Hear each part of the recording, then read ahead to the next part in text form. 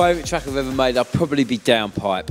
It took us a whole year to make the record, but it was worth it. You know, it was a real labour of love. We had to kind of graft it out, but it's one of those records you still play now, sounds as fresh as ever. You know, if I had to name one, it'd be that.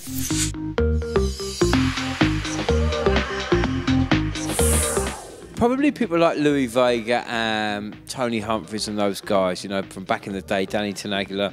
They were the sort of guys that inspired me initially. I was always very much into hip-hop and soul, you know. I didn't really get dance music. Went out and listened to those guys and they were playing soulful house, and it was a kind of extension of what I was listening to already, but, you know, more electronic. And they really, as I say, influenced me and shaped the early part of my career.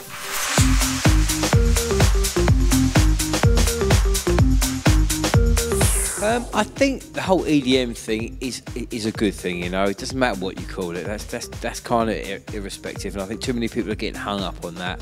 The fact that America has now embraced it is great because it's given a fresh impetus on the whole scene, you know. If I'm honest, I think things have plateaued off and come maybe a little bit stagnant, you know, and it needed something like that to reinvent it, and it's really hyped it back up, and that whole EDM thing has resonated around the world, and things are looking good for dance music.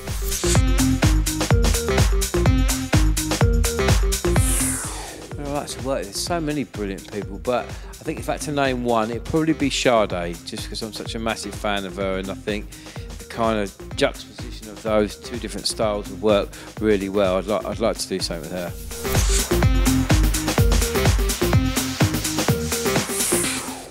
My wife, my son, and my mum.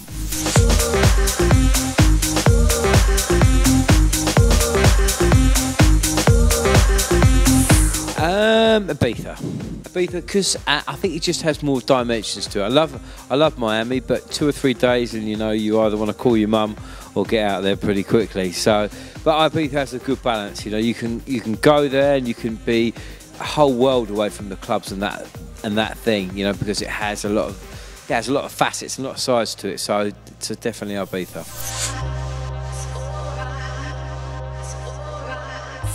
Ultimate DJ lineup: Carl Cox, Louis Vega, and Dubfire.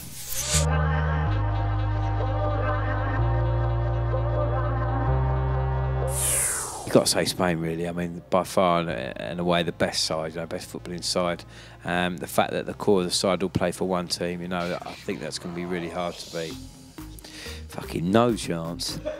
Scotland, fucking Scotland. Scotland have got more chance of winning than England, in all fairness.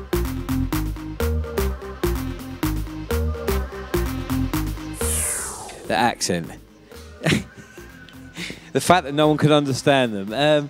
No, just their enthusiasm, you know. It's just like people live for the weekend. It's insane, you know. It's like the release buttons let off come Friday night and they just go for it. And as a DJ and a performer, you really want to play in those sort of environments. So we love all come to Scotland, you know. We'd play every week if we could.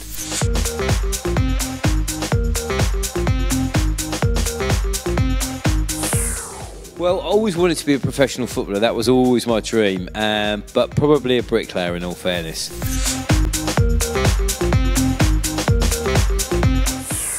Future plans for me, well, obviously the summer sees us in Ibiza. We're doing 19 shows at Space on a Wednesday, so that's going to take up a lot of my time this summer.